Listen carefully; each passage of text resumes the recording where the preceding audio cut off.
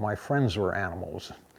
When you lived on the prairie, you really don't have friends to play with, and you don't have time to play anyway. So as a young boy, 9 years old, I drove 4 head of horses all day long. After the war, then we were able to get a tractor and join the Industrial Society. You can imagine my admiration for a tractor, having sat behind 4 horses all day long with only 4 horsepower. So I was very addicted to tractors, and I took and collected John Deere tractors, and I actually restored 64 of them to my collection. When I got that done, I needed something else to do. And so I just started picking up old scrap parts from these tractors and sticking them together. And I made animals with them, okay? I went back to the business of the primacy of nature, which is a very principal theme. I want to make the contrast between the industrial society and the primacy of nature. Those connections are essential in the art that I do. That's the message I try to get across, that we really have to pay attention to the primacy of nature because we're part of it.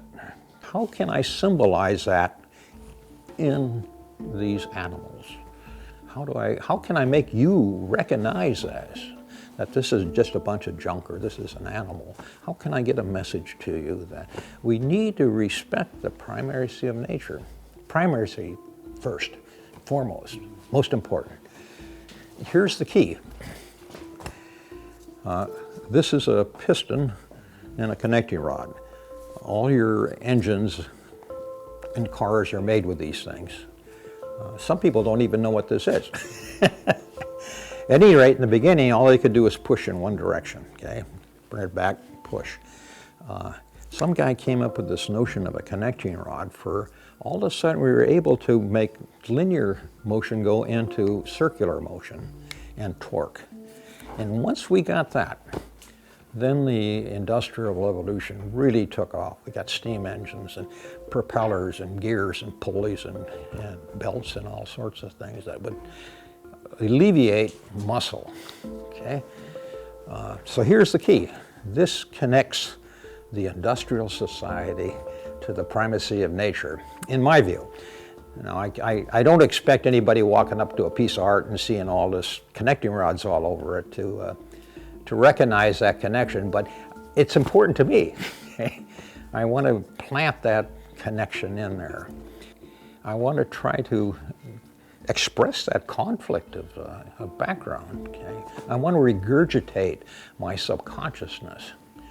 I made these animals the way I see them. I didn't go get a picture of a horse. I didn't want to do that. I wanted to make the horse what I think the horse looks like, okay? So I exaggerate and I make it abstract. I bring out the character of the animal as much as I can, even be constrained by the pieces of junk I can find, okay? But the reason I do it is I enjoy it. It's satisfying to me. It gives me something to do. And then I try to give this message of this connection between our background in nature and where we're going now in this. And I do it by trying to connect them together with a connecting rod. But I also do it because I get enjoyment out of people looking at it. And that's why I have art in public places, because it actually gives them some enjoyment. And so I like that. Okay, that's my reward.